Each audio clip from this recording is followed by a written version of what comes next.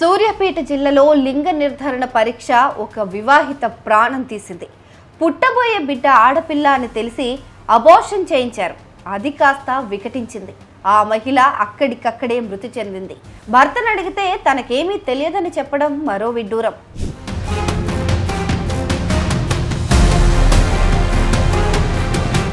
మీరు చూస్తున్న ఈ వ్యక్తి పేరు నగేష్. ఈయన భార్య పేరు అనుష. వీరిది సూర్యాపేట జిల్లా మోతే మండలం రాఘవపురం గ్రామం. అయితే నగేష్ అనుష దంపతులకు ఇప్పటికే 2 కూతుళ్లు ఉన్నారు. వీరికి ఓ కొడుకు కావాలని ఆశ.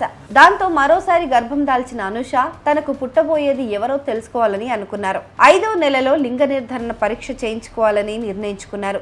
వీరికి కేతేపల్లికి చెందిన ఒక ఆర్ఎంపీ సాయం చేశాడు కూడా. ఈయన నకరేకల్లో ఓ ప్రైవేట్ స్కానింగ్ సెంటర్లో అనుషకు పరీక్షలు నిర్వహించారు.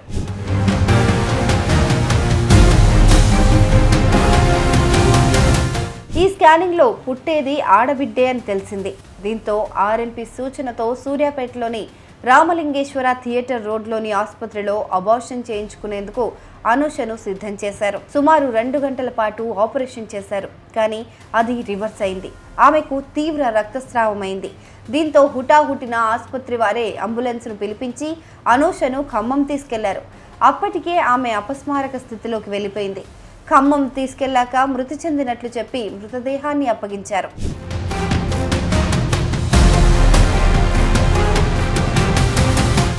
అయితే ఈ విషయం బయటకు రాకుండా సూర్యాపేటలోని ఆసుపత్రి వారు తనకు డబ్బులిచ్చినట్టు జరుగుతున్న ప్రచారంలో నిజం లేదని మృతురాలి భర్త నగేష్ అంటున్నారు. దీనిపై సమాచారం అందుకున్న జిల్లా వైద్యాధికారి పోలీసులకు మృతురాలి భర్తతో కలిసి ఫిర్యాదు చేశారు. ఈ సందర్భంగా ఆయన ఆసక్తికర వ్యాఖ్యలు చేశారు. అసలు సూర్యాపేటలో అబార్షన్ చేసిన ఆసుపత్రి గురించే తనకు తెలియదన్నారు. అసలు అక్కడ ఓ ఆసుపత్రి ఉందనే విషయం కూడా తెలియదని డిఎంహెచ్ఓ కోటాచలమన్నారు.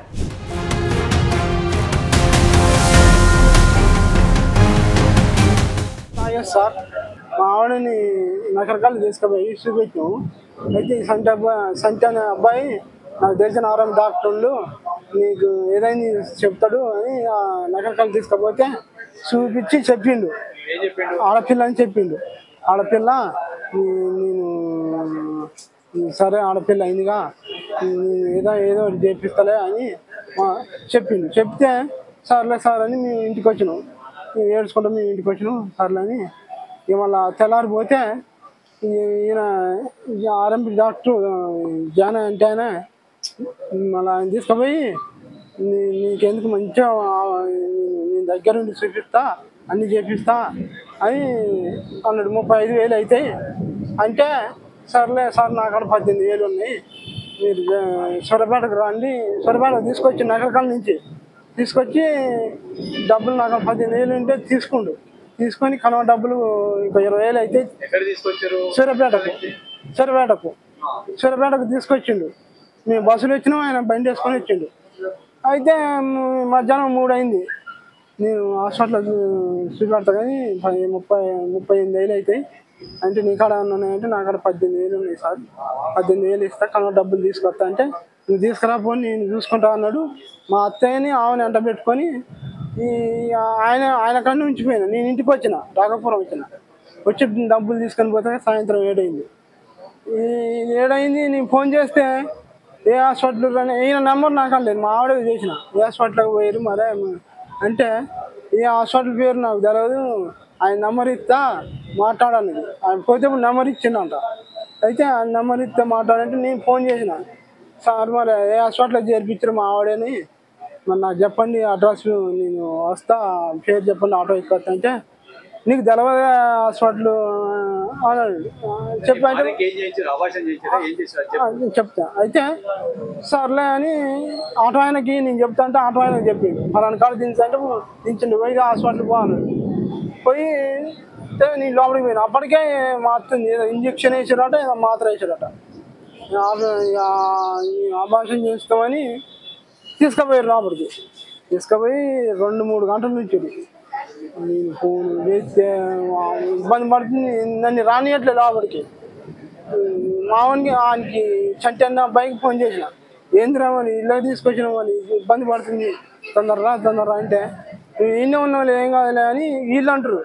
అల్లున్న డాక్టర్లు ముగ్గురు లేడీసులు, ఒక క్లీన్ చేసాము, 2 ఆడోళ్ళు. ఏం కాదయ్యా అని నేను అట్టినే ఉంచాడు. శనాసేపటికి మళ్ళీ వాళ్ళే అంబులెన్స్ని పిలిపించారు, వాళ్ళే తీసుకుపోయి అంబులెన్స్ ఎక్కించారు. ఏ హాస్పిటల్కి పోవాలి అని వాళ్ళని మాట్లాడుకొని మళ్ళీ ఈయన పిలిపించి నేను మా అత్తయ్య హాస్పిటల్ ఖమ్మం పోయినాం. ఖమ్మం వాళ్ళే తీసుకుపోయారు, హాస్పిటల్ వెళ్తా మాట్లాడారు. వాళ్ళకి పోయిన 10 నిమిషాలకే చచ్చిపోయింది. చచ్చిపోయాగానే ఎప్పుడైతే చచ్చిపోయిందో వీళ్ళిద్దరు ఇక మాకు అవుపల్లే. ఇక నేను అమ్మంటే అన్నీ కొద్దిగా ఇక నాకు పానం బాగలేదు, అంబులెన్స్లు ఎక్కి అట్నే అడ్డం పడి ఇంటికి వచ్చిన.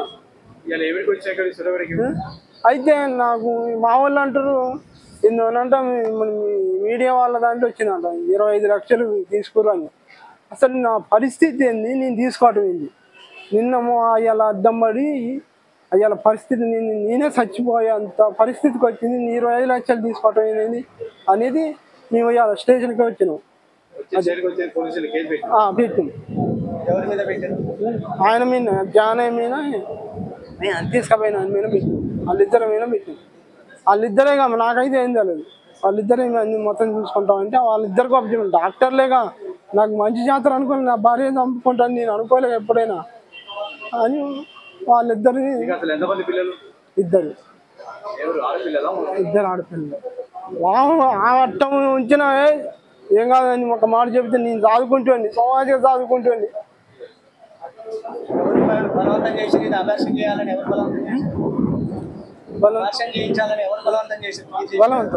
బలవంతం ఉంది. మా వాళ్ళు దగ్గరుండి చేపిస్తాం అన్నారు. మాకు అందిన సమాచారం మేరకు రాఘవాపురం మోతే మండల్లో ఉన్న గ్రామంలో భయ్య నగేష్ వాళ్ళ భార్య అనూష ఆమె గర్భవిచ్ఛేదం జరిగినట్లుగా మాకు సమాచారం రావడము, నిన్న నైట్ కూడా సస్పెక్టెడ్ ఏరియాను సందర్శించడం కూడా జరిగింది. నైటు విచారణ చేయడము, వాళ్ళ ఇంటికి మా మెడికల్ ఆఫీసర్ని పంపించడము, విచారణ చేయడము, రిపోర్ట్ తెప్పించుకున్నాం. ఉదయం మరి ఆ రిపోర్ట్ ప్రకారంగా ఆమెకు గర్భవిచ్ఛిత్తి సూర్యాపేట అన్రిజిస్టర్డ్ దవాఖానలో చేసినట్లుగా, ఒక మధ్యవర్తి ద్వారా నకరేకల్లో ఒక అల్ట్రాసౌండ్ స్కానింగ్ చేసినట్లుగా మరి మాకు వారు చెప్పడం జరిగింది. మరి ఈ పద్ధతిలో